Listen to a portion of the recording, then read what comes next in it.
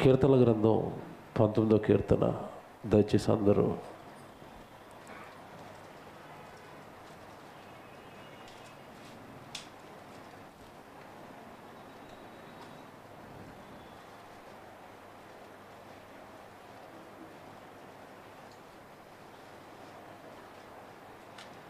ఎనిమిదవ వచనం చదువుతాం బైబిల్లో నుంచి. కీర్తన గ్రంథం 19వ అధ్యాయం 8వ వచనం. యెహోవా ఉపదేశములు నిర్దోషమైనవి, అవి హృదయమును సంతోషపరుచును. యెహోవా ఏర్పరిచిన ధర్మము నిర్మలమైనది, అది కన్నులకు వెలుగుచును. యెహోవా యందైన భయము పవిత్రమైనది, అది నిత్యము నిలుచును. యెహోవా న్యాయ విధులు సత్యమైనవి, అవి కేవలము న్యాయమైనవి. తర్వాత మాట 10వ వచనం. అవి బంగారు కంటెను, విస్తారమైన మేలిమి బంగారు కంటెను కోరతగినవి. చాలండి. దేవుడు ఈ కీర్తన దావీదు గారితో రాయించాడు. చాలా జ్ఞానాన్ని దేవుడు ఇక్కడ మనకు చెప్తున్నాడండి. ఏంటో జ్ఞానము అన్నప్పుడు,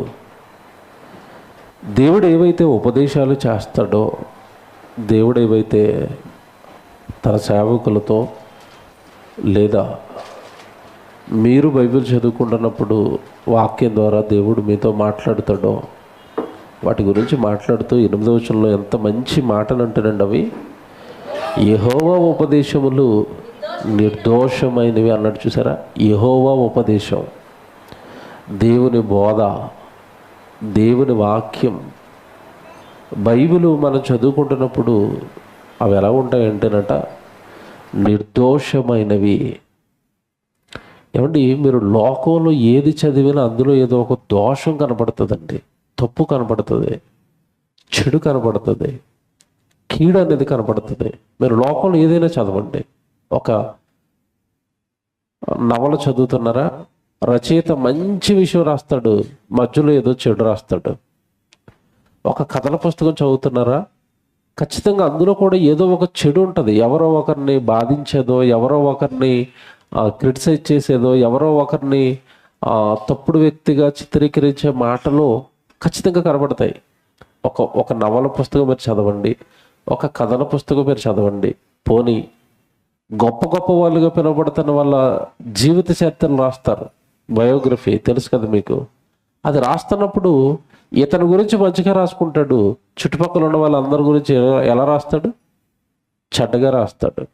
మీరు లోకంలోనండి ఏది చదివినా, లోక సంబంధమైనది ఏది మీరు విన్నా అందులో మీకు దోషం తప్పక కనబడుతుంది.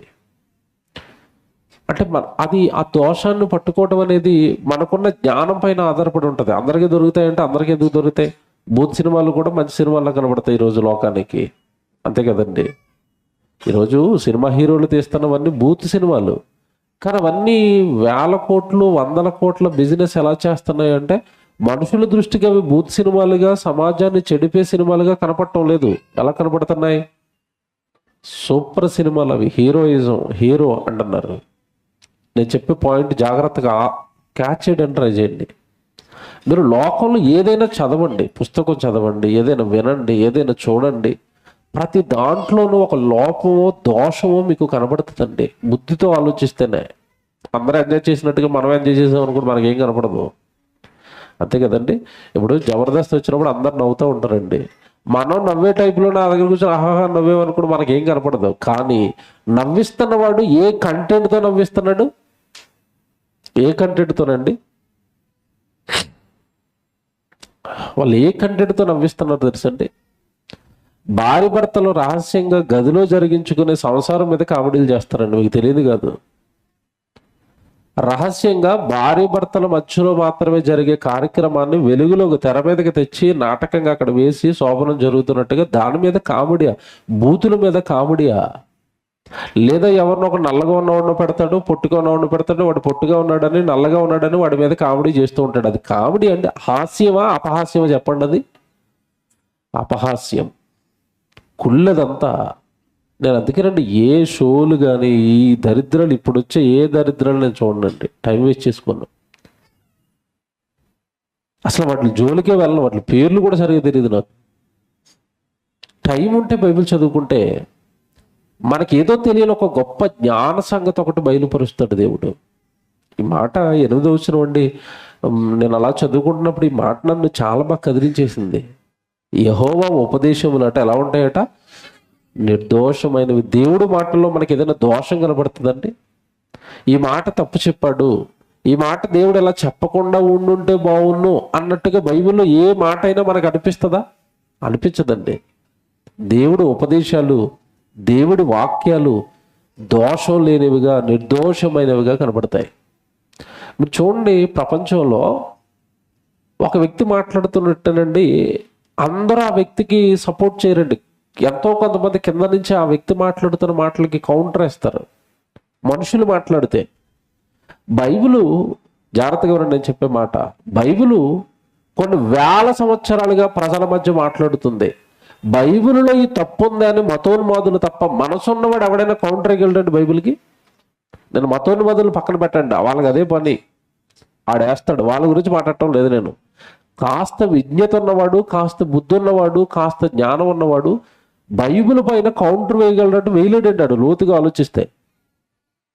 కారణం ఏంటంటే బైబిల్లో ఉన్న దేవుడి మాటల్లో నీతి ఉంటుంది, న్యాయం ఉంటుంది, ధర్మం ఉంటుంది, పవిత్రత ఉంటుంది, పరిశుద్ధత ఉంటుంది. అదే చెప్తున్నాడు. 8వ వచనం చదువుదాం ఫుల్.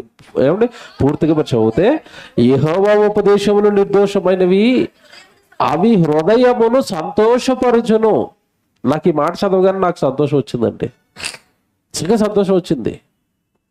లోకంలో చిన్నప్పుడు మీకు కావాలంటే మీరు చదువుకున్న పిల్లల్ని అడగండి, పరీక్షలకి అలా పుస్తకాలు చదువుతారు కదా, ఎప్పుడైనా వాళ్ళు పరీక్షలకి ప్రిపేర్ అవుతున్నప్పుడు హ్యాపీగా ప్రిపేర్ అయ్యారేమో అడగండి. సంతోషంగా నేను ఆనందపడుతూ ప్రిపేర్ అయ్యారండి ఎగ్జామ్కి. ఒక్కరితో అనిపించండి, పిల్లలతో. ఎప్పుడైపోద్దురా బాబు ఈ 7వ తరగతి, ఎప్పుడైపోద్దురా ఈ 10వ తరగతి, ఎప్పుడైపోద్దురా ఈ ఇంటర్, ఎప్పుడైపోద్దురా ఈ డిగ్రీ, ఎప్పుడైపోద్దురా ఈ బీటెక్. ఆడి బుర్రలో అదే ఉంటుంది. ఎలాగోలాగిన అత్యవసర మార్కులతో, పాస్ మార్కులతో అలా గండం దాటేస్తే, దీనికి ఒక నమస్కారం పెట్టేస్తే, బాబోయ్ ఎలాగుంటా చెప్పండి? చదువుకునేటప్పుడు ఎలాగుందండి? భారంగా, కష్టంగా. ఏమండి నాకు వాక్యం చదువుతున్నప్పుడు అలాగేమనిపించదండి. బైబిల్ చదువుతుంటే ఒక్కొక్కటి అర్థమవుతుంటే, బా యెహోవా మాటలు ఎలా ఉంటాయట? హృదయానికి ఏమిస్తాయట? సంతోషాన్ని ఇస్తాయండి. మీకు మాట చెప్తానండి, మనసులో పెట్టుకోండి, ఇది మీరు ఫాలో అవ్వండి. ఫాలో అవుతేనే, ఎప్పుడు బైబిల్ వింటే బాగోదండి, ఫాలో అయితేనే బాగుంటుంది. చాలామంది చెప్తాం కదండి, ఎవరు పాటించరండి. మీకు ఎప్పుడైనా మనోవేదన వచ్చినప్పుడు, మళ్ళా చెప్తున్నాను, మీ మనసు బాగోలేనప్పుడు, ఎవరో మిమ్మల్ని హర్ట్ చేశారు, ఎవరో మిమ్మల్ని బాధ పెట్టారు, ఎవరో మిమ్మల్ని ఏదో అన్నారు, మీకు బాగా వచ్చేసింది, ఇంట్లో సమస్యల వల్ల, కుటుంబ సమస్యల వల్ల, ఆరోగ్య సమస్యల వల్ల, మీరు బాగా కృంగిపోయిన టైంలో ప్రార్థన చేసుకుని దేవుడికి బైబిల్ చదవండి.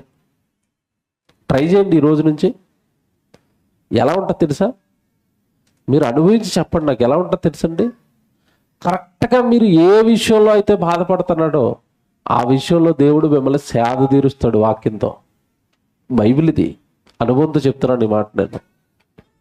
నీ వాక్యము ఏమంటే బాధలలో నాకేమిస్తుందని ఉంది? నెమ్మది. వాక్యము బాధలలో ఏమిస్తుందట? నెమ్మదిస్తుంది.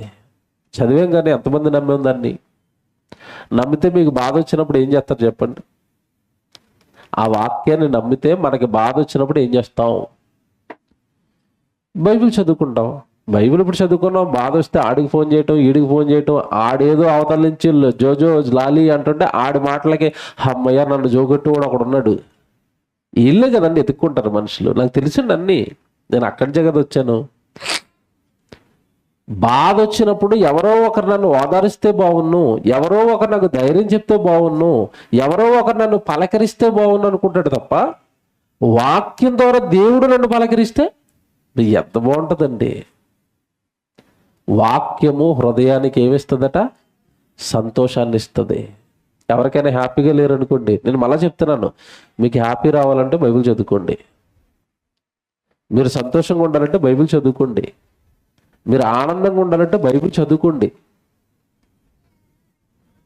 అలా మీరు ఎప్పుడైతే బైబిల్లో పడిపోయారో, బైబిల్లో మునిగిపోయారో, ఈ బాధ మర్చిపోతారు. ఈ బాధకి పరిష్కారము దేవుడి దగ్గర నుండి వస్తుంది. ఎందుకంటే మీరు బాధల్లో ఎవరిని ఆశ్రయించాలని దేవుడు కోరుకుంటాడు బైబిల్లో ఎక్కువగా? నన్ను ఆశ్రయించాలి, నువ్వు నన్నే ఆశ్రయించాలన్నాడు. నువ్వు బాధ వచ్చినప్పుడు బైబిల్ పట్టుకున్నావు అంటే ఎవరిని ఆశ్రయించావు? దేవుడిని ఆశ్రయించావు. దేవుడు మార్గం చూపిస్తాడో చూపించడా? చూపిస్తాడు. జాగ్రత్తగా వినండి. రోజు ప్రసంగం కొద్దిసేపు చెప్తాను, కానీ మీ ఆత్మీయ జీవితానికి చాలా అవసరం, చాలా ఉపయోగం. ఈ రోజు నేను చెప్పే పాఠం చాలా అవసరం చాలామందికి. ఆత్మీయ జీవితం అనేది ఎప్పుడు పైకి వెళ్ళాలి కానీ కిందకి రాకూడదు. ఆత్మీయ జీవితంలో ఎప్పుడు మనం ఎదగాలి కానీ పడిపోకూడదు. చాలామంది పడిపోవడానికి గల కారణం అండి, ఈరోజు నేను చెప్తున్న మాటలు జాగ్రత్తగా వినండి. దేవుడి వాక్యం హృదయానికి సంతోషాన్ని ఇస్తుంది. మనిషి ఎప్పుడైతే సంతోషంగా ఉన్నాడో అతని కుటుంబం సంతోషంగా ఉంటుంది, అతని మాట సంతోషంగా ఉంటుంది, అతను జరిగిస్తున్న పని సంతోషంగా ఉంటుంది, అతని ఆలోచనలు సంతోషంగా ఉంటాయి, ఆనందంగా ఉంటాయి. మనిషికి బాధ అయినా, కష్టమైనా, వేదనైనా, కన్నీళ్ళైనా అన్నీ ఎక్కడి నుంచి పుడతాయి చెప్పండి? వీటన్నిటికీ కేంద్రం ఏంటి చెప్పండి? బాగా ఆలోచించి చెప్పండి. కేంద్రం ఏంటి? ఇదిగో ఈ పక్కన ఉన్నాడు కదా ఈయన, నేను వెళ్ళి క్యాజువల్గా అన్నా బాగున్నావు అంటే బాగున్నాను అంటాడు. మా జాగ్రత్తగా నన్ను చూడండి, బాగున్నాను అంటాడు. నేను మొహం చూస్తాను. మొహం చూసేసరికి బాగున్నానన్న మాట లిప్లోంచి వస్తుంది, హృదయంలోంచి వస్తుందో లేదో నాకు తెలుస్తుందో తెలీదా? దేన్ని బట్టి తెలుస్తుంది చెప్పండి? మొహంలో ఏం లేదు, లైటింగ్ లేదు, లైట్ లేదు, మాట వస్తుంది బాగున్నాను అంటుంది, లైటింగ్ లేదు. లైటింగ్ లేదన్నా నేను చెప్పేస్తాను, లేదన్నా నువ్వు ఏదో బాధపడుతున్నావు. నీకు విషయం తెలుసా? ఇప్పుడు ఆ బాధ పెదాల మీద ఉందా, ఇక్కడ ఉందా? బాగా వినండి, నేను చెప్పింది మళ్ళీ అడుగుతున్నాను. ఈ బాధ పెదం మీద ఉందా, ఇక్కడ ఉందా? ఇక్కడే ఉంది. ఇక్కడ బాధ ఎట్టుకుని పెదాలు మాత్రం ఏమంటున్నాయి? నేను బాగానే ఉన్నాను అంటున్నాయి. బాగా వినండి. అంటే నీ పెదవుల నుంచి ఆనందకరమైన మాటలు రావాలన్నా, నీ మొహం సంతోషంగా ఆనందంగా ఉండాలన్నా కేంద్రం బాగుండాలి. ఏంటి కేంద్రం? హృదయం. మీరు డాడీ చివరి రోజు చూసారో లేదో, బాబ్బా మొహం ఎలా ఉందంటే పెద్ద అయింది, చాలా సంతోషంగా ఉందండి, చాలా ఆనందంగా ఉంది. ఎప్పుడు ఆయన టైం చూసుకుని ఆ 10 అయిపోయింది ముగిద్దాం అంటాడు. టైం లేదు, వాచ్ లేదు. చివరి రోజు చెప్తానే ఉన్నాడు. కింద కూర్చున్న వాళ్ళకి సట్లు జారిపోయాయండి ఈసారి. ఎందుకు అలా చెప్తున్నాడు అంతసేపు అంటే, మేము నెమ్మదికి వెళ్ళి అడిగితే నేను చాలా హ్యాపీగా ఉన్నాను. ఆయన ఎలాగొన్నాడట? ఆనందంతో అన్ని మర్చిపోయాడు. టైం మర్చిపోయాడు, భోజనానికి వెళ్ళాలని మర్చిపోయాడు, అన్ని మర్చిపోయి అలాగా వాక్యం చెప్పుకుంటా. హిస్టరీలో ఫస్ట్ టైం అండి 2 గంటల ప్రసంగం చెప్పాడు. ఫస్ట్ టైం అండి ఆయన జీవితంలో, నేను చూడటమే ఫస్ట్ టైం. 2 గంటల ప్రసంగం, రాత్రి 12 గంటల వరకు. ఎందుకు అలాగ ఉండిపోయాడంటే హృదయం ఎలాగుంది? సంతోషంగా ఉంది. హృదయానికి సంతోషాన్ని ఇచ్చే సీక్రెట్ చెప్పాడండి దేవుడు బైబిల్లో. ఇక్కడ ఏటట? వాక్యము హృదయానికి ఏమిస్తుంది? కోట్ల ఆస్తి దొరికేసినట్టు అనిపిస్తుందండి ఒక్కొక్కసారి. మాకు ఒక్కొక్క పాఠం రాసుకుంటే కదండి, బాబు చిన్నప్పటి నుంచి చదివాము, ఈ మాట అర్థం అవ్వలేదు. ఇదా ఆవిడ నిజంగా చెప్తున్నాడండి. మొన్న రాత్రి పాఠం వచ్చిందండి. నిజంగా ఎంతకాలం అది ఎన్నిసార్లు చదివినా మాకు అర్థం అవ్వలేదు. అసలు ప్రపంచంలో ఆ పదానికి అర్థం ఎవరికి తెలియలేదు. అదృష్టవంతులు అంటారండి. దాని మీద కూడా ఏదో ప్రోగ్రాం వచ్చింది నాకు తెలిసి. మీలో ఎవరు అదృష్టవంతులా? ఏదో బాబా ఇది కాదైతే అదృష్టవంతులు అంటారు కదండి. అదృష్టవంతుడు అంటారు కదా. అదృష్టవంతులు అని ఎవరిని అంటారు చెప్పండి? ఎవరిని అంటారు? లోకం అదృష్టవంతుడు అంటే ఎవరిని అంటారు చెప్పండి? లాటరీ తగిలినప్పుడు, అంటే వీడి కాందేదో వీడికి వచ్చేసినప్పుడు. వీడు కష్టపడింది కాదు అది. జాగ్రత్తగా వెళ్ళాలి. డెఫినేషన్ అడుగుతున్నాను నేను. అదృష్టవంతుడు అంటే వీడు కాని సొమ్ము, వీడు సంపాదించిన సొమ్ము ఏదైనా వచ్చి వీడు అకౌంట్లో పడిపోతే వీడు ఎవడట? అది అదృష్టమా, అక్రమమా చెప్పండి? అక్రమమేనా? అంటే పదాలకి లోకానికి అర్థం కూడా తెలియదు. నేను భలే పాఠం ఇచ్చాడండి దేవుడు, అది ఎప్పుడు వదులుతానో, సెమినార్లో వదలాలో ఏటని లోకానికి తెలియదు. అది బైబిల్లో దేవుడు రాశాడు. ఒరిజినల్ నిజమైన అదృష్టవంతులు ఎవరో. అసలు అదృష్టం అంటే అర్థం ఏంటి? ఆ అదృష్టం అన్న పదానికి నిర్వచనం లోకం మార్చేసింది. బైబిల్లో దేవుడు చెప్పాడండి, అదృష్టవంతుడు అంటే వీడే అని చెప్పాడు. అది చెప్తాను నేను. అది మాకు విడిపోయినప్పుడు ఏదో ₹1,00,00,000 లాటరీ తగిలిస్తే ఎంత సంతోషం వచ్చేస్తుందో అంత సంతోషం వచ్చింది నాకు. ఎందుకంటే ఇంతకాలం అదృష్టవంతుడు అని లోకం అంతా మాట్లాడుతుంది తప్ప అసలు ఎవడు అదృష్టవంతుడో, వాడు ఎందుకు అదృష్టవంతుడో చెప్పలేదండి. మీకు మాట్లాడుతానండి, ₹1,00,00,000 వచ్చినవాడు అదృష్టవంతుడు అంటే. అప్పట్లో మీకు తెలుసో లేదో, ఏదో ఒక షో వచ్చేదండి, మన అమితాబ్ బచ్చన్ షో వచ్చేది ఒకటి, అదేనాది. అందులో తమిళనాడుకో కేరళకో సంబంధించిన ఒక ఆటో డ్రైవర్కి ₹1,00,00,000 వచ్చేసాయి. ఆ ₹1,00,00,000 వచ్చేసిన తర్వాత అతని ట్యాక్స్లు కట్ అయిపోతాయట, 30 లక్షలు ఏదో చెప్పారండి. అది ప్రొఫెషనల్ ట్యాక్స్ ఏదో కట్ అయిపోయి మిగతా డబ్బులు అకౌంట్లో పడ్డాయండి. సుమారు 70 లక్షలు చిల్లర పడ్డాయండి. పేదోడు అకౌంట్లో ఎంత పడ్డాయి? 70 లక్షలు చిల్లర పడ్డాయండి. తర్వాత నుంచి అతని జీవితంలో నుండి సుఖం అన్న పదం దూరం అయిపోయింది. ఎందుకంటే ఇతని నెంబర్ అందరికీ పబ్లిసిటీ అయిపోయింది. ఈ పలానా నెంబర్కి, ఈ ఫోన్ నెంబర్కి 70 లక్షలు పడ్డాయి అంతే. ఒక పక్క బ్యాంకు వాళ్ళు, ఓ పక్క దొంగోళ్ళు, ఓ పక్క కిడ్నాప్ చేసేవాళ్ళు, ఓ పక్క బంధువులు మాకు అప్పులిమ్మని, వాడండి మొత్తం సెల్ ఫోన్ స్విచ్ ఆఫ్ చేసేసి నాకు ఎందుకు వచ్చినాయిరా బాబు అని మొత్తం అగాధంలోకి వెళ్ళిపోయాడు. ఆ డబ్బులు వచ్చిన తర్వాత నిజంగా వాడిని అదృష్టవంతుడు అనుకుంటే, డబ్బులు వచ్చిన తర్వాత ఆ జీవితంలో ఏం పోయింది చెప్పండి? సుఖం పోయింది. మీకు ఇంకా చెప్తాను. మనం ఎవరినైనా బాగా డబ్బులు లేకుండా ఏమీ లేకుండా నీరసించిపోయినోడిని, బాబు ఏటి బాబు ఇలా ఉండిపోయావు, నీ దృష్టిలో ఎవరు బాబు అదృష్టవంతులు అంటే అంటాడు. నాదేముందన్న, అదృష్టవంతుడు అంటే జగన్మోహన్ రెడ్డి గారు అంటాడు. అంతేనా? అదృష్టవంతుడు అంటే ఎవరు? ముఖ్యమంత్రి జగన్మోహన్ రెడ్డి గారు అదృష్టవంతుడు అని అంటాడు. ఒక్కసారి ఆయన దగ్గరికి వెళ్ళి అడగండి, నువ్వు అదృష్టవంతుడు అని, సుఖం ఉందేమో అడగండి. అసలు వాళ్ళ జీవితంలోనండి అసలు ప్రైవేట్ లైఫ్ అనేది ఉండదండి. వాళ్ళు తుమ్మినా తగ్గిన వార్తలకు వచ్చేస్తాయి. మీరు ఎక్కడ తిరిగినా మీ గురించి ఎవడైనా వార్తలు వేస్తున్నాడా? మీరు ఎవరు అసలు ప్రైవేట్ లైఫ్ అనేది లేదండి. వాళ్ళకి ప్రశాంతత అనేది లేదు. పొరపాటున ఎక్కడైనా నోట్ల నుంచి ఒక మాట, తప్పుడు మాట పడ్డది అనుకోండి, ముఖ్యమంత్రి తప్పుడు మాట, అన్ని టీవీలు ఎక్కేస్తూనే ఉంటాయి. ఇక మీరు ఎల్లు బూతులాడుతారు, మిమ్మల్ని ఎవరు పడుచుకుంటున్నాడా? అది అదృష్టం? అది మీరు చెప్పండి. అదృష్టానికి అర్థాలు అవి కాదండి. చెప్తాను నేను, అది తిరిగిపోద్ది పాఠం. ఎందుకని ఏదైనా బైబిల్లో ఒక సంగతి దొరికితేనండి హృదయానికి, లోకానికి తెలియంది సృష్టికర్త ఒకటి మాకు చెప్పేశాడని వాక్యము హృదయానికి ఏమిస్తుందట? సంతోషాన్ని ఇస్తుంది. జాగ్రత్తగా వినండి నేను చెప్పేవన్నీ. దేవుడు ఈ వాక్యాలన్నిటినీ కూడా బైబిల్లో రాయించి, ఇది చదివితే పిల్లలు పవిత్రంగా ఉంటారు, ఇది చదివితే పిల్లలు ప్రశాంతంగా ఉంటారు, హృదయం సంతోషంగా ఉంటుంది, ఆనందంగా ఉంటుంది అని 66 పుస్తకాలు కలిగిన ఈ మహాజ్ఞానాన్ని దేవుడు మన చేతుల్లో పెట్టి, దేవుడు ఎంత మంచోడంటేనండి, జాగ్రత్తగా వినండి, ఎంత మంచోడంటే, వాక్యాన్ని అయితే పిల్లలకి ఇస్తున్నాము, పిల్లల మదిలో అది ఉండాలి కదా.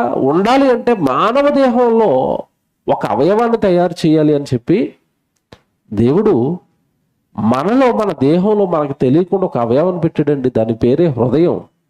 అసలు నిజానికి దేవుడు మానవ దేహంలో కనబడని ఒక అవయవంగా దాన్ని నిర్మించింది దేనికోసం అంటే, ఏవేవో నింపుకోవడానికి కాదండి. హృదయం అనే అవయవాన్ని, ఆత్మ సంబంధమైన అవయవాన్ని దేవుడు దేహంలో పెట్టింది కేవలం అందులో వాక్యం మాత్రం పెట్టుకోవడానికి.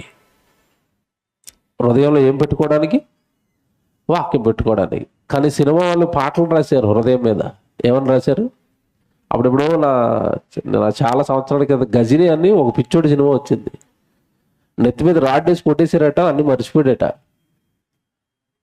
అందులో ఒక పాట రాశారండి, హృదయం ఎక్కడున్నది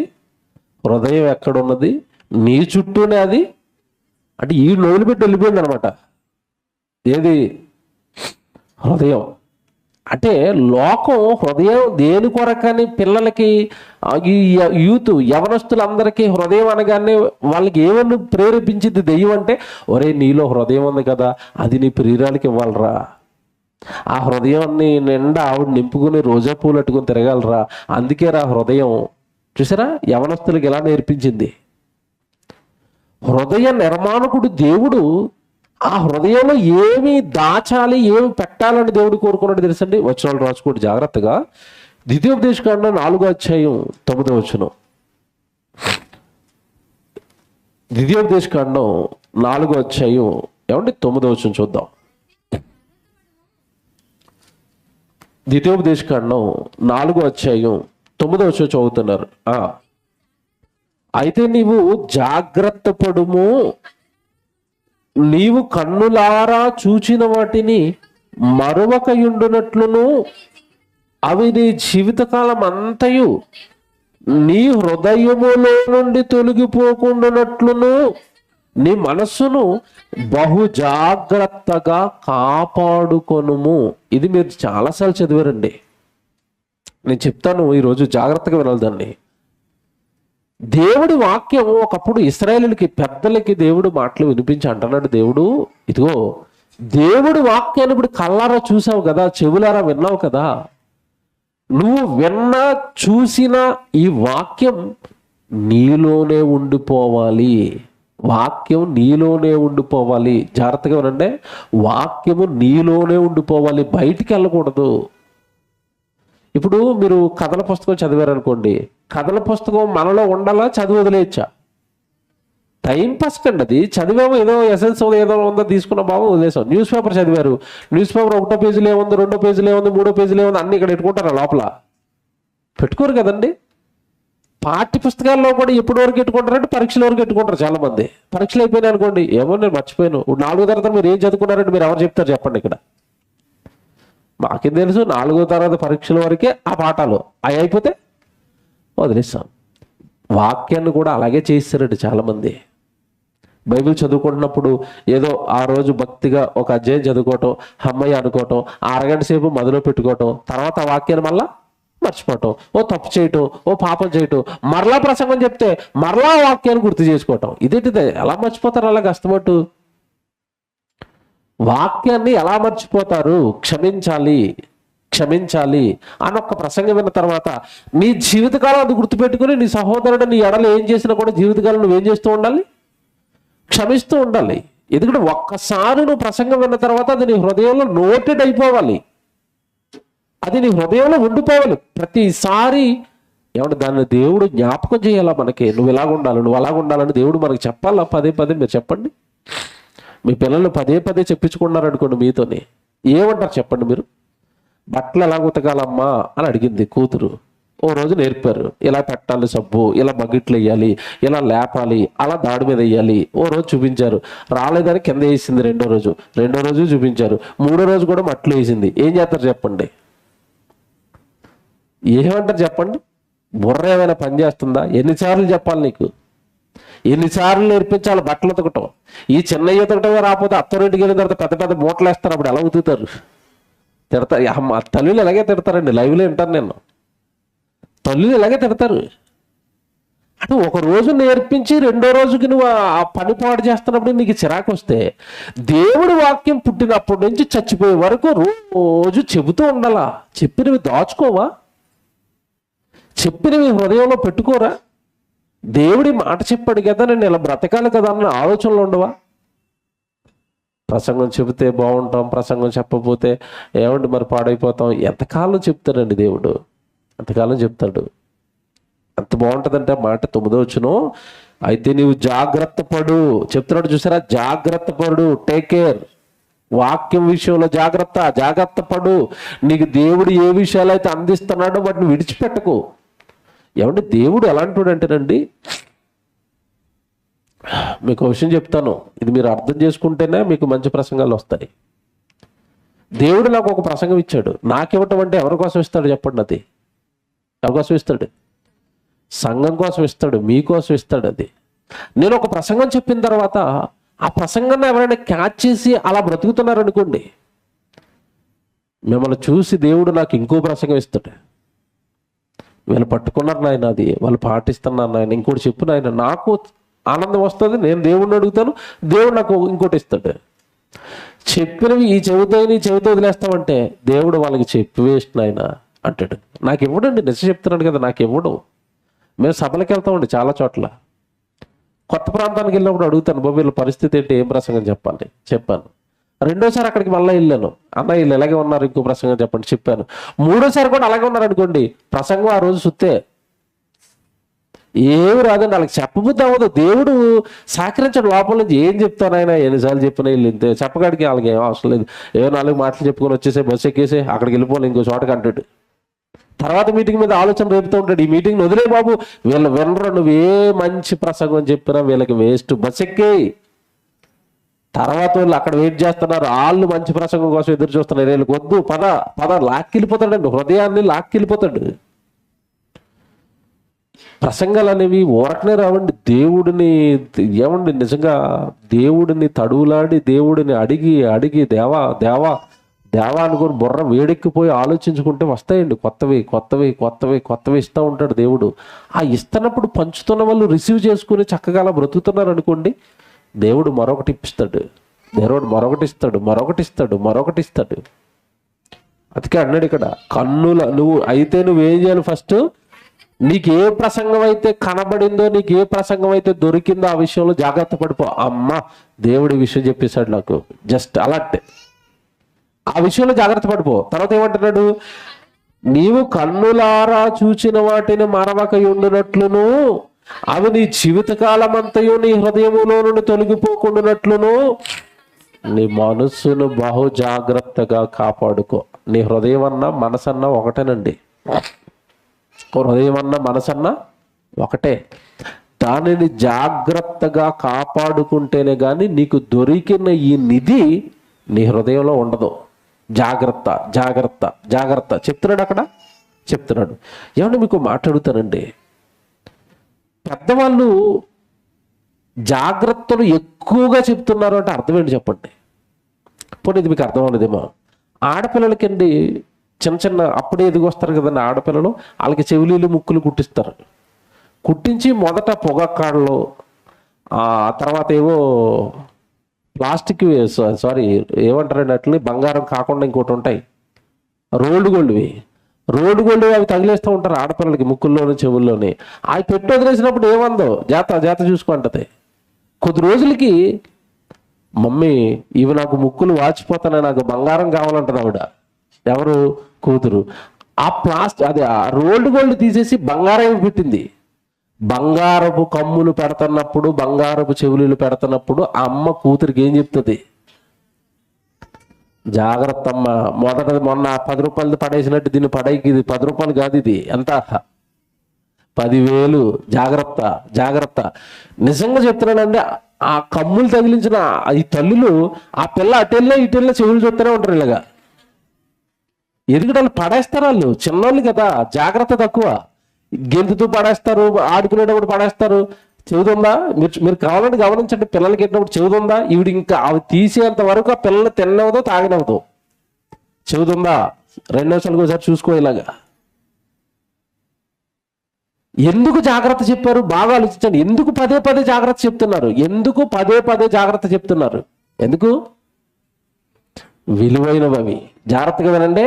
విలువైనవైనప్పుడు తల్లి కూతురికి అన్ని జాగ్రత్తలు చెప్పినప్పుడు దేవుడు మాట్లాడితే జాగ్రత్త.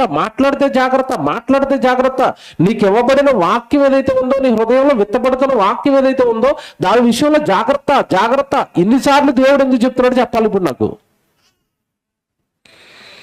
ఎందుకు చెప్తున్నాడు తెలుసండి?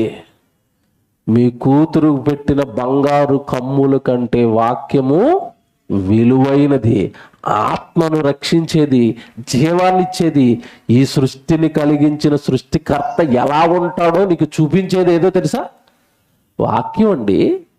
దేవుడి దగ్గరికి నిన్ను తీసుకెళ్లేది వాక్యం. అంత విలువైన వాక్యాన్ని దేవుడు నీకు ఇస్తున్నప్పుడు నువ్వు జాగ్రత్తగా ఉండకుండా ఎలాగుంటావు?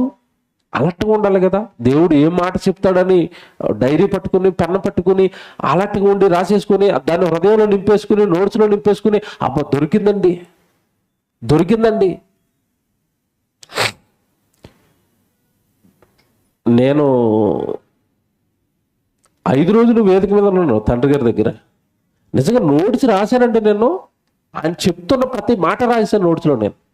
ఎందుకంటే ఎప్పుడు ఏ పదం ఎలాంటి ఆలోచన పుట్టిస్తా తెలియదు. తర్వాత మాకు చాలామంది నోట్స్లు రాయరు, రాసుకోరు, చదువుకోరు, అది ఏముండదు. ఏదో అలాగా అంగన్వాడీ ఏమంటారు దాన్ని, అంగన్వాడీ బడి, గుడి కూడా అంగన్వాడీ బడి, అలాగే వెళ్ళటం రావటం, కోడిగుడ్లు తినేసి వెళ్ళిపోతారు చూసారు చిన్నపిల్లలు, ఏమి రాసుకోకుండా పిండి కోడిగుడ్లు. అలాగ అయిపోయింది చర్చ్. తప్పండి. పెన్ను ఉండాలి, డైరీ ఉండాలి, రాయాలి, ఇంటికి వెళ్ళి ఒకసారి ఆలోచించాలి, ఆ చెప్పిన చదువుకున్న 4 మాటలు ఎవరికైనా చెప్పడానికి ప్రయత్నించాలి. అప్పుడండి దేవుడు నీలో ఉన్న ఆసక్తిని చూస్తాడు, ఇంకొకటి ఇస్తాడు, ఇంకొకటి ఇస్తాడు, ఇంకొకటి ఇస్తాడు. నిజంగానండి జ్ఞానవంతులు చేస్తారండి ఇలాంటి ఆసక్తి ఉంటే. వాక్యము చాలా విలువైంది. కీర్తన గ్రంథం చూడండి ఎంత విలువైందని చెప్పాడు తెలుసండి. కీర్తన గ్రంథం 119వ కీర్తన 71వ వచనం చూడండి. 119వ కీర్తన 71. నేను నీ కట్టడలను నేర్చుకున్నట్లు శ్రమ నొంది ఉండుట నాకు మేలాయను. కట్టడలు నేర్చుకోవడానికి ఏం పొందాడట? శ్రమ పొందాడట. దేవుడు వాక్యం నేర్చుకోవడానికి శ్రమ పొందాడట. మనకే శ్రమ ఉంది చెప్పండి? దేవుడు వాక్యం నేర్చుకోవడం మనకేమన్నా శ్రమ ఉందా? శ్రమ పడి మీలో ఎవరు వాక్యం నేర్చుకున్నారు చెప్పండి? నేను చాలాసార్లు చెప్పానండి, ధైర్యంగా చెప్పుకుంటాను దేవుడి సన్నిధిలో. నేను వాక్యం నేర్చుకోవడానికి చాలా శ్రమలు పడ్డాను. ఎక్కడో పాపరేటి కాలనీలో లోపల ఉండి ఉదయం నుంచి సాయంత్రం వరకు ఉద్యోగం చేసి, సాయంత్రం బైబిల్ క్లాస్కి లోకల్ ట్రైన్ ఎక్కి బోరబండకి వెళ్ళి, బోరబండలో ట్రైన్, భరతనగర్లో ట్రైన్ దిగి బోరబండ వరకు నడుచుకుంటూ వెళ్ళి అక్కడ బైబిల్ క్లాస్ విని రాసుకుని మళ్ళీ రాత్రి 12 గంటలకి ట్రైన్ ఎక్కి లింగంపల్లి దిగి, లింగంపల్లి నుంచి లోపలికి 2 కిలోమీటర్లు నడిచేవాడు నేను. సుమారు అలాగా ఒక 6-7 సంవత్సరాలండి తిరిగాను నేను. అక్కడే ఉండేది బైబిల్ క్లాస్, మాకు ఎక్కడ దొరికేది కాదు. ఇప్పుడులాగా నెట్, లైవ్, యూట్యూబ్లు ఏమి లేవు కదండి. ఆయన చెప్పిన ప్రసంగం మిస్ అయిపోయావంటే ఏం పోగొట్టేసుకుంటా ఉన్నాను భయం నాకు. ఎక్కడ ఒక సబ్జెక్ట్ వెళ్ళిపోద్దో, ఎక్కడ ఒక విషయాన్ని నేను చేజార్చుకుంటానో దేవుడు చెప్పిందన్న భయంతో పరుగులు పెట్టేవాళ్ళం. ఇక్కడ ఎంత మంచి మాట తెలుసండి అది. నీ కట్టడలు నేను నేర్చుకున్నట్టుకు నేను ఏం పడ్డానంటున్నాడు? శ్రమను ఎందుండుట నాకు మేలాయను. నాకు మేలైంది. ఒకప్పుడు శ్రమపడి వాక్యం నేర్చుకున్నాను, అది నాకు మేలైంది. ఎలా మేలైంది చెప్తున్నాడు చూడండి. 1000 కొలది వెండు బంగారు నాణముల కంటే నీవిచ్చిన ధర్మశాస్త్రము నాకు మేలు. చూసారు దేంతో పోల్చాడు వాక్యాన్ని, ధర్మశాస్త్రాన్ని బైబిల్ దేంతో పోలుస్తున్నాడు? 1000 కొలది వెండి బంగారు నాణముల కంటే అన్నాడు. చూసారా? 1000 కొలది వెండి బంగారు నాణముల కంటే నీవిచ్చిన ధర్మశాస్త్రం మేలైంది. అలాంటి వాక్యం నీ ఒడిలో దేవుడు పోస్తున్నప్పుడు నువ్వు జాగ్రత్తగా ఉండాలి కదా. జాగ్రత్తలు దేవుడు ఎందుకు చెప్తాడో తెలుసండి. దేవుడు చాలా మంచోడండి. ఒకవేళ నీ హృదయం నిండా వాక్యం ఉంటుంది అనుకోండి, నేను మరలా చెప్తున్నాను, జాగ్రత్తగా ఉండండి ఇక్కడ ఉన్న మీరంతా. నీ హృదయంలో గనక వాక్యం నిలబడుతూ ఉంటే నువ్వు ఎప్పుడూ సంతోషంగా ఉంటావు, నువ్వు ఎప్పుడు ఆనందంగా ఉంటావు, నువ్వు ఎప్పుడు అందరినీ ప్రేమిస్తూ ఉంటావు, ప్రేమగా ఉంటావు. ఇదే నిదర్శనం ఇతరుల వాక్యం నిలబడింది అనడానికి. ఇదేనండి రుజువులు. మీరు ఎవరైనా చెక్ చేసుకోండి, ఇతరులో వాక్యం నిలబడుతుంది అనడానికి రుజువులు ఏంటంటే చాలా హ్యాపీగా ఉంటాడు. అతనికి ఎన్ని పర్సనల్ కష్టాలున్నా, అతనికి ఎన్ని పర్సనల్ ఇబ్బందులు ఉన్నా, దేవుడి సన్నిధికి వచ్చేసరికి, సహోదరుడి దగ్గరికి వచ్చేసరికి నవ్వుతూ ఉంటాడు, సంతోషంగా ఉంటాడు, ఆనందంగా ఉంటాడు. దేవుడు పని గురించి మాట్లాడతాడు, సంఘం గురించి మాట్లాడతాడు, సహోదరుల మేలు గురించి మాట్లాడతాడు, జరగబోయే దైవ కార్యక్రమాల గురించి మాట్లాడతాడు. ఆ వ్యక్తిలో వాక్యం నిలబడిందని అర్థం. పరిచయం అవగానే వందనాలు చెప్పి మొత్తం స్టార్ట్ చేస్తున్నాడు అనుకోండి, బ్యాక్ హిస్టరీ ఇతందేనే. వాళ్ళలాగా వీళ్ళలాగా వాళ్ళలాగా అంటున్నాడంటే ఇది డమ్మీ. ఇది లోపల ఏమి లేదు. ఓటుకుండే ఇది అంటారు కదా, ఓటుకుండా కాలనుకుండా అనమాట. పనిచేది ఇది, కింద పడ్డదా పగిలిపోద్ది. వాక్యము లోపల ఉంటే వ్యక్తి తెలిసిపోతాడండి. ప్రేమ ఉంటుందండి, ఆప్యాయత ఉంటుందండి, ఏ కల్మషాలు ఉండవండి, ఎలాంటి ఏమండి ఆ విరోధ భావాలు, కుట్రలు, గొడవలు, యుద్ధాలు ఇవేమి ఉండవు. ప్రశాంతంగా ఉంటాడు. నిండుకొండ నీళ్లతో ఉన్న నిండుకొండ ఎలా కదలకుండా అలాగ స్థిమితంగా ఉంటుందో వాక్యం ఉన్న వ్యక్తి కూడా అలా ఉంటాడు. ఇక్కడ బైబిల్ దేవుడు చెప్తున్నది అదే. నేను శ్రమ నొంది నీ వాక్యము నేర్చుకోవటం నాకు మేలయ్యింది. ఎందుకంటే ఆ వాక్యం ఎలాంటిదంటే వేల కొలది వెండి నాణముల కంటే అది శ్రేష్టమైనది, గొప్పది, విలువైనది. అంత గొప్ప వాక్యాన్ని మాకిచ్చేశారు తండ్రి అన్నాడు. ఇప్పుడు చెప్తాను అసలు విషయం. దేవుడు మనకిచ్చిన వాక్యం విలువైంది కనుక, విలువైన వాక్యాన్ని ఇస్తున్నప్పుడు, ఇందాక తల్లి విలువైన బంగారపు కమ్ములు పెట్టేటప్పుడు 4-5 సార్లు జాగ్రత్త ఎలా చెప్పిందో, ఈ వాక్యాన్ని పట్టుకొచ్చి దేవుడు ఎక్కడ పెట్టాడు? మనలో హృదయంలో పెట్టాడు. హృదయంలో పెట్టి కొడుక జాగ్రత్త, జాగ్రత్త, జాగ్రత్త, ఆ వాక్యం జాగ్రత్త, ఆ వాక్యం జాగ్రత్త. ఒకవేళ వాక్యం నీలో నుంచి వెళ్ళిపోయిందంటే నువ్వు పడిపోతావు పాపంలో. వాక్యం నీలో నుంచి వెళ్ళిపోయిందంటే నువ్వు తప్పు చేసేస్తావు. వాక్యం నీలోంచి వెళ్ళిపోయిందంటే నువ్వు నేరస్తుడు అయిపోతావు. వాక్యం నీలో నుంచి వెళ్ళిపోయిందంటే నువ్వు పరలోకంలో కన్నతండ్రికి విరోధిగా మారిపోతావు. అది నీ ఆత్మకు ఎనలేని నష్టాన్ని తెచ్చిపెడుతుంది. కనుక జాగ్రత్త. బంగారపు కమ్ములు పెట్టినప్పుడు తల్లి ఎంత భయపడుతుందో, దేవుడు మనుషుల హృదయాలలో వాక్యం పెట్టినప్పుడు కూడా అంతే భయపడుతూ ఆ వాక్యం జాగ్రత్త, ఆ వాక్యం జాగ్రత్త, ఆ వాక్యం జాగ్రత్త అంటున్నాడు. మీకు మాట చెప్తాను. ఇక్కడ తల్లి పదే కమ్ములు చూసుకొని వెతుక్కొని ఉన్నాయా లేదా అని ఎందుకు ఎత్తుకుంటుందో తెలుసండి. రోల్డ్ గోల్డ్ కమ్ము జారిపోయింది అనుకోండి, ఎవడన్నా పట్టుకొచ్చి ఎత్తాడు. బంగారం కమ్ము జారిపోతే అసలు భయం ఇది ఈవిడికి. ఒరిజినల్గా మాట్లాడుకుందాం, నిజం మాట్లాడుకుందాం. బంగారపు కమ్ములు ఎట్టినప్పుడు ఇన్ని జాగ్రత్తలు ఎందుకు చెప్తుంది చెప్పండి? జారిపోయిందా ఎవడైనా పట్టుకొచ్చి మీ అమ్మాయి బంగారపు కమ్ము జారిపోయిందని పట్టుకొచ్చి ఇస్తారండి వీళ్ళు? బంగారపు దొంగలు ఉన్నారు గనుక, డైరెక్ట్గా చెప్తున్నాను, అంతేనా? బంగారపు దొంగలు ఉన్నారు గనుక ఏమంటే కమ్ముల విషయంలో తల్లి పదే ఏం చెప్తుంది? జాగ్రత్త. ఇప్పుడు దేవుడి వాక్యాన్ని హృదయంలో పెట్టి జాగ్రత్త జాగ్రత్త జాగ్రత్త అంటున్నాడంటే వాక్యపు దొంగలు కూడా ఉన్నారా? ఉన్నాడు ఒకడు. ఇప్పుడు మీకు అర్థమవుతుంది కదా ఎందుకు ఇన్నిసార్లు జాగ్రత్త చెప్పాడు దేవుడు. వాక్యపు దొంగ కూడా ఒకడు ఉన్నాడు. ఎవరు? సైతానుగాడు. ఎవరు ఏ ప్రసంగాలు వింటున్నాడో చూస్తాడు వాడు. ఆ ప్రసంగానికి విరుడు మంది నూరుతా ఉంటాడు పక్కనే. మసలా అమ్మో వీళ్ళు క్షమించే ప్రసంగం వినేశారనుకోండి, ఈ ప్రసంగం వినేశారనుకోండి, పక్క నుంచి ఎవడో రేపుతాడు, ఊరుకోండి ఆ క్షమ ప్రసంగాలు అలాగే ఉంటాయి, అంతమానం క్షమించుకుంటారేటండి, నీకు కోపం లేదా, నీకు రోషం లేదా, నువ్వు మగడు కదా, మూతి మీద మేషం లేదా అంటది. క్షమించాలని ప్రసంగం విని తగ్గిపోయిన వీడికి నీకు రోషం లేదా, మూతి మీద మేషం లేదా అనేసరికి ఏమైపోతుంది లోపల నుంచి మళ్ళీ. అంటే లోపల క్షమించాలి అన్న వాక్యాన్ని విత్తితే అది మరొక విత్తనం వేసి ఆ వాక్యాన్ని దొంగతనం చేసి తీసుకెళ్ళిపోయింది. బాగా వినండి బాబోయ్, సైతాను గాడిని పట్టుకోవటం అండి చాలా కష్టం అండి. తెలుసా? చాలా మంది దేవుడి గురించి బాగా తెలుసండి, దెయ్యం గురించి ఎవరికేం తెలీదు, అందుకడికి దొరికిపోతారు. దెయ్యం గురించి తెలియక దొరికిపోతారండి. దేవుడి గురించి తెలుసు, దెయ్యం గురించి తెలియదండి ఎవరికి.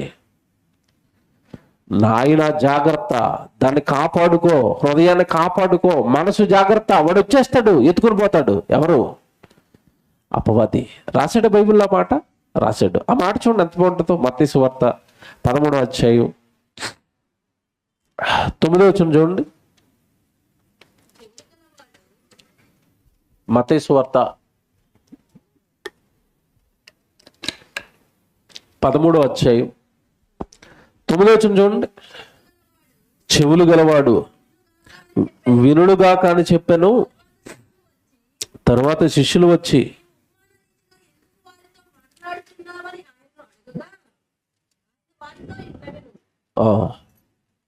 చెప్పండి, చదవండి. పరలోక రాజ్య మర్మములు ఎరుగుట మీకు అనుగ్రహింపబడి ఉన్నది కానీ వారికి అనుగ్రహింపబడాలి. కింద చదువుకుంటూ చదవం. అలాగే 19వ వచనానికి వచ్చేయండి. 19వ వచనం అండి.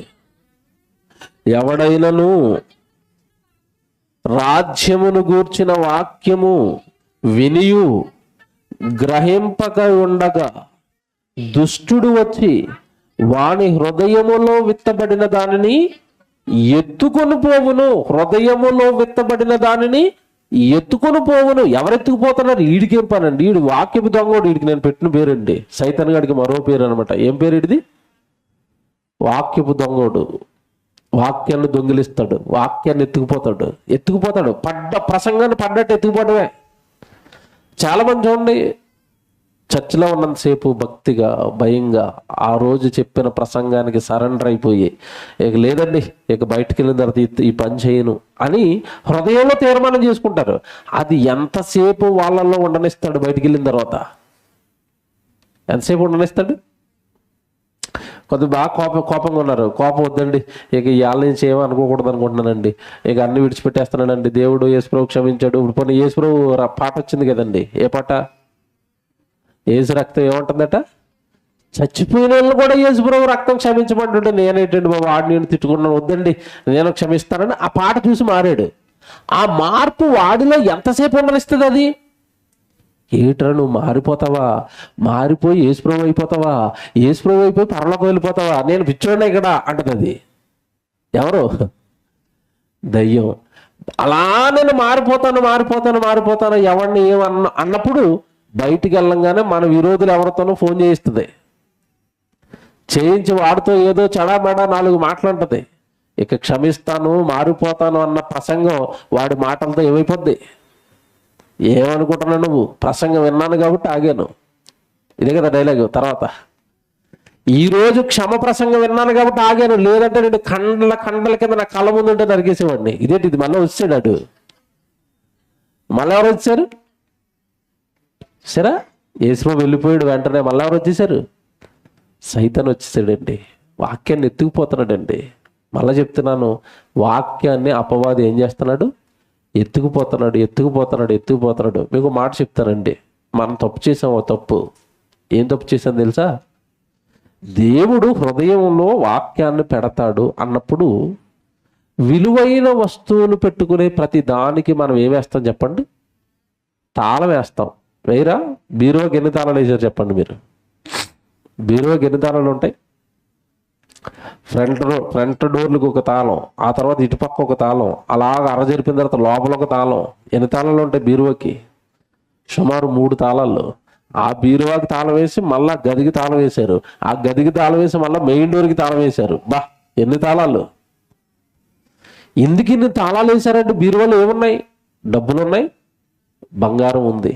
దేవుని పిల్లలారా, బంగారం, డబ్బులు, దస్తావేజులు ఉన్నందుకే అన్ని తాళాలు వేస్తే పరలోకాన్ని ఇచ్చే విలువైన వాక్యాన్ని దేవుడు హృదయంలో పెట్టినప్పుడు హృదయానికి ఎంత పటిష్టమైన తాళం వేయాలండి? తాళం వేయాలి. తాళం ఏంటి చెప్పండి పోనీ? తాళం ఏంటో తెలుసా మీకు? తాళం ఏంటో తెలుసా తెలీదా? నీ ఎదురుగ్గా మనుషులు మాట్లాడుతున్న మాటలే నీ మనసులో ఉన్న వాక్యాన్ని తీసేస్తాయి. తాళం ఏంటో తెలుసా? సహోదరుడు గురించి తప్పుగా మాట్లాడినా, సంఘం గురించి తప్పుగా మాట్లాడినా, వాక్యం గురించి తప్పుగా మాట్లాడుతున్నా, ఆ వ్యక్తి, నీ ఎదురుకుండా ఉన్న వ్యక్తి మాటలు నీ చెవిలోనికి వెళ్లకుండా నీ చెవికి ముందే వేయాలి, తాళం వేయి. అప్పుడే లోపల ఉన్న వాక్యం లోపల ఉంటుంది. తాళం వేయలేదనుకోండి, ఆడి మాటలు ఎక్కిపోతాయి, హృదయంలో ఉన్న దేవుడి వాక్యం బయటికి వెళ్ళిపోయింది. చూసారా? తాళం ఇదే సింపుల్గా. చెడు మాటలు వినబడకుండా చెవిని ఏం చేయాలి? యెషయా గారు చెప్పారు కదండి, 3 కోతుల సామెత. లోకంలో ఎవరో గొప్పలు చెప్పారంటారు కంటే అది 3 కోతుల సామెత ఎక్కడుందో తెలుసా? యెషయా గ్రంథంలో ఉంది. చెడు కనకు, చెడు వినకు, చెడు మాట్లాడకు. ఇవే తాళాలు. చెడు మాట్లాడకు, చెడు వినకు, చెడు చూడకు. చెడు ఎవరైనా మాట్లాడుతుంటే కూడా నువ్వు వినొద్దు. ఆ చెడు విన్నావా, మంచి లోపల ఉన్న మంచి వాక్యం బయటికి ఏమైపోతుంది? వెళ్ళిపోతుంది. తాళం ఎందుకు వెళ్ళలేదు? చెడు ఎందుకు వింటున్నారు? తప్పుడు మాటలు ఎందుకు వింటున్నారు? తప్పుడు ఆలోచనలు ఎందుకు వింటున్నారు? ఒకటే మీరు గుర్తుపెట్టుకోండి, మనం మానవ సైకాలజీ ప్రకారం అండి, మన సైకాలజీ ఎలా ఉంటుందంటే, మీ దగ్గరికి ఏదో సహోదరుడు వచ్చాడు, లేదా ఒక సహోదరు వచ్చింది, వేరే ఎవరి గురించో తప్పుడుగా మాట్లాడుతుంది. మనం వినడానికి ఎలాగుంటుంది? వేరే వాళ్ళ గురించి మాట్లాడుతున్నాడు కాబట్టి మనకు వినడానికి ఎలాగుంది? హాయిగా ఉంది. వేరే వాళ్ళ గురించి నీ ముందు మాట్లాడుతున్న ఈ వ్యక్తి నువ్వు మాట్లాడడానికి అవకాశం ఇస్తే, నువ్వు మాటల్లో మాట కలిపితే, వేరే వాళ్ళ గురించి నీ దగ్గర మాట్లాడిన ఈ వ్యక్తి నీ గురించి వేరే వాళ్ళ దగ్గర మాట్లాడతాడు. నువ్వు వాళ్ళ గురించి విని ఎంజాయ్ చేస్తున్నావు, నీ గురించి వాళ్ళు విని ఎంజాయ్ చేస్తారు. ఆపాల్సింది ఎవరు చెప్పండి? వాక్యం తెలుసుకున్నవాడు ఎవరి గురించి అన్న తప్పుడు, ఒరే సహోదరుల గురించి తప్పుడుగా షటప్, కీప్ క్వైట్, వెళ్ళిపో అనాలి. అందరూ అలాగ అంటున్నారు అనుకోండి, చెడు అనేది, సాతాన్ అనేది మధ్యలోకి వస్తుందా? రాదండి. అందరు చేసే తప్పిదే. ఎందుకు వెళ్ళిపోతుంది హృదయంలో నుంచి వాక్యం అంటే? ఎందుకు క్షమించుకోలేకపోతున్నావు? ఎందుకు కలిసి ఉండలేకపోతున్నావు? ఎందుకు దేవుడి వాక్యం మనలో నిలబట్టడం లేదంటే చెడు వినడానికి అలవాటు పడిపోయి ఎక్కువగా. వాక్యం వినడానికి అలవాటు తక్కువ, వాక్యం వినడానికి ఇచ్చే టైం తక్కువ, బైబిల్ చదువుకోవడానికి ఇచ్చే టైం తక్కువ, మనుషుల గురించి వినడానికి, మనుషుల గురించి మాట్లాడడానికి మనం ఇచ్చే టైము ఎక్కువ. అవే తాళాలు వేయలేదు. అలా తాళాలు వేయకపోవటం వల్ల హృదయంలో విత్తబడిన వాక్యం అంతా కూడా ఏమైపోతుంది? వెళ్ళిపోతుందండి. సామెతల గ్రంథం 4వ అధ్యాయం 20-21 ముగిస్తానిక. సామెతల గ్రంథం 4వ అధ్యాయం 20వ వచనం 21వ వచనం చూడండి. నా కుమారుడా, నా మాటలను ఆలకింపుము, నా వాక్యములకు నీవు చెవియొగ్గుము, నీ కన్నుల ఎదుట నుండి వాటిని తొలగిపోనీయకుము. చూసారా, మరలా ఇదే పదం వచ్చింది చూసారా? నీ హృదయమందు వాటిని ఏం చేయాలట?